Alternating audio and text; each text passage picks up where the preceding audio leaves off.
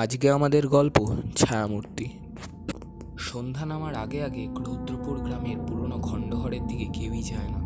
কাহিনী আছে, সেখানে এক ছায়ামূর্তি দেখা যায়। সে আসে নিঃশব্দে আর ফিরে যায় না। তবে সে সব কথা বিশ্বাস না করে শহর থেকে সদ্য আগত সাংবাদিক অরিজিৎ ঠিক করলো সত্যটা সে খুঁজে বার করবে। সে এক ক্যামেরা ও টর্চ নিয়ে চলে গেল সেই খণ্ডঘরের দিকে। বাতাস ভারী, পাখির ডাক থেমে গেছে, চারপাশে অদ্ভুত নিস্তব্ধতা। খণ্ডঘরের মধ্যে ঢুকে সে দেখতে পেল দেয়ালের অদ্ভুত আঁকিবুকি, আধা মুছে যাওয়া লাল রঙের আঁকা চোখের মতো কিছু। হঠাৎ পিছন থেকে শব্দ, ক্লিক ক্লাক ক্লিক ক্লাক।